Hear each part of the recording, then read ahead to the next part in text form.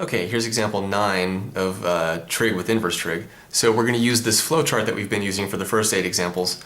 And if you want to copy this flowchart to follow along with, check the video description. There's a link in there. You can click that link, open this up, print it out, and follow along if you'd like. Okay, so cosecant of the inverse cosine of -4/7. Is there a domain violation? No, there's not, because we can take the inverse cosine of -4/7. That's totally fine. When you take the inverse cosine of something, it has to be between -1 and 1. Okay? And -4/7 is between -1 and 1. So we're okay there. We can take the inverse cosine of that. That's totally fine. And then cosecant has its own domain restrictions, but we're going to be okay because inverse cosine of something goofy like this is not going to cause problems for us for cosecant. We'll be okay.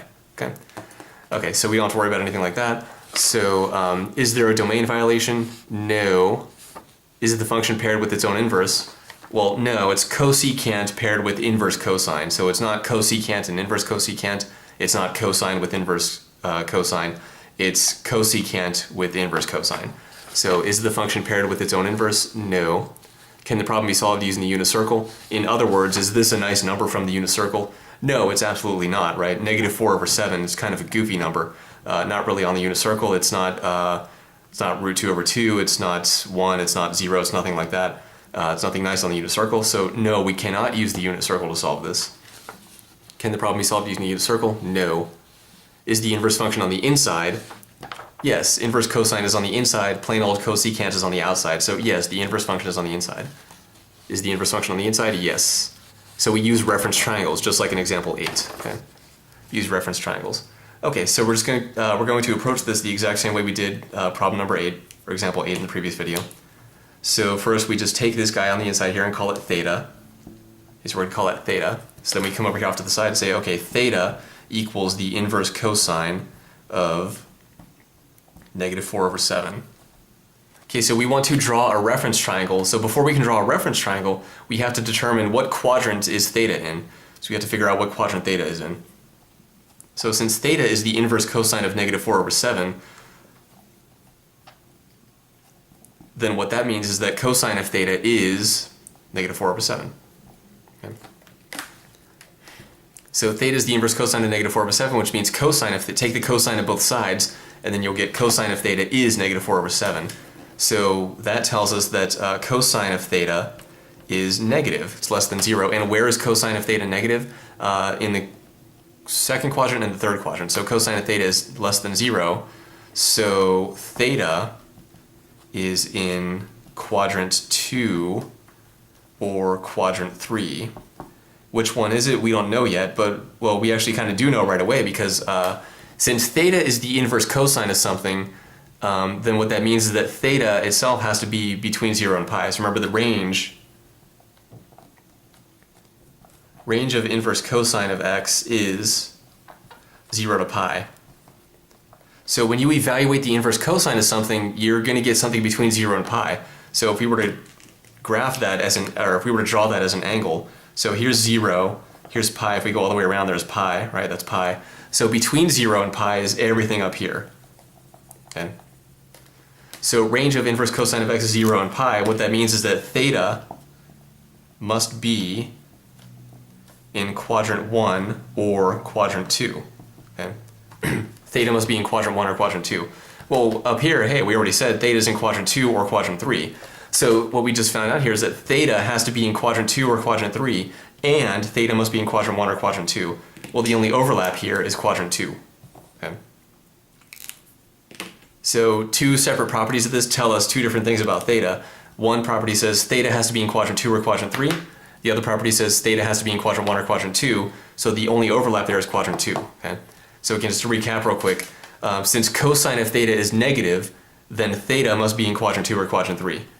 Since theta itself is the inverse cosine of something, then theta must be in quadrant 1 or quadrant 2, because the range of the inverse cosine is from 0 to pi, which means in the first quadrant or the second quadrant.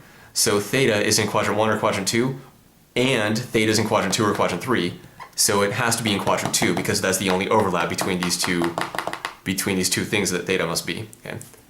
Or a shorter way of doing this for future reference is if you take the inverse cosine of something negative, that's going to put you in quadrant 2 always in quadrant 2.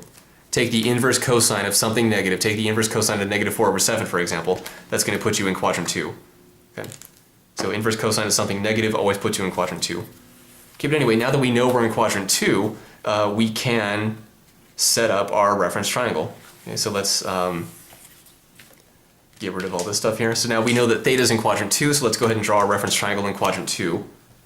And again, that's why we had to figure out the quadrant of theta so that we can actually draw the correct reference triangle. And we talked about reference triangles a long time ago in an earlier video. Okay, so here, actually, here's our angle theta, right? So we want to be careful. Theta is not this angle inside of here. Theta is actually this angle out here. This angle, we can just call it alpha. It's the reference angle for theta, but we don't really care too much about that. Not quite yet, anyway. So, okay, let's label this triangle now. So what do we have? We have cosine of theta is negative 4 over 7. So remember, cosine is adjacent over hypotenuse. So it's adjacent over hypotenuse. Okay? So now what I actually want to do is I'm going to call this side negative 4 and then this side positive 7. Okay? So the hypotenuse should always be positive no matter what quadrant you're in. But since we're in quadrant 2, here's 0. Okay, here's the origin, that's 0. So we have to go left in the negative direction to get over here. Since we go left in the negative direction, I'm going to call this negative 4. Do we have to do it like that? No, we don't have to. Is it going to matter? No, not really. Okay, not really, no. Anyway, that's just to keep it consistent, that is the way that I like to do it. But if you don't like to do it that way, if you like to call this positive 4 instead, and just keep track of the minus signs separately later on, that's fine. Just be very careful about how you do it. So anyway, what do we have to do next? Well, what do we want? We want the cosecant of theta, right? So theta is this inverse cosine. So what we want now is the cosecant of this theta. And what is the cosecant? Cosecant is opposite, or sorry, cosecant is actually the reciprocal of what I was going to say. It's cosecant is hypotenuse divided by the opposite. So we have to get this opposite side, so let's call it y. Okay, so from the Pythagorean theorem, y squared plus negative 4 squared equals 7 squared. Okay, so y squared plus 16 equals 49. Subtract 16 from both sides and we get y squared equals 33. Take the square root of both sides and then we get y equals plus or minus the square root of 33. But which one do we take? Do we take the positive root or the negative root? Well, is y positive or negative? Y is going to be positive because if we start at the origin, we go left in the negative direction, that's why we have negative 4. Then we go up in the positive direction. Since we go up in the positive direction, y should be positive. Okay. So what we do is we take the positive root then, so y equals positive root 33. So then that's really pretty much it. Then cosecant, putting it all together now, cosecant of the inverse cosine of negative 4 over 7 equals cosecant of theta. Why is that? The reason is that because we took this expression in here and we called it theta. Okay, and that theta is this theta right here. Okay, cosecant of theta. And what is cosecant of theta? It's hypotenuse divided by opposites. Okay, and the hypotenuse is 7, and the opposites is y. Okay, so I'm saying opposite, even though technically it's not really opposite theta, but it is opposite alpha, where alpha is the reference angle. But we don't really have to worry about that because the reference angles help us keep track of the minus signs, but we're already accounting for the minus sign down here. So we don't really have to worry about that, but just remember that when we say opposite, we still mean the side opposite the reference angle, okay? So even though it might sound kind of confusing to talk about the angle, or sorry, the side opposite angle theta, but just think about the side opposite the reference angle for theta. Okay? And alpha is the reference angle for theta. But it's nice that we can just sweep these details under the rug. We don't have to worry about them. Just remember that right triangle here, cosecant is hypotenuse over opposites, and we are keeping track of the minus signs on our own, so we don't have to bother with reference angles. We're okay, we're good. Anyway, cosecant of theta is hypotenuse over opposites, which is 7 divided by y. Y is the square root of 33.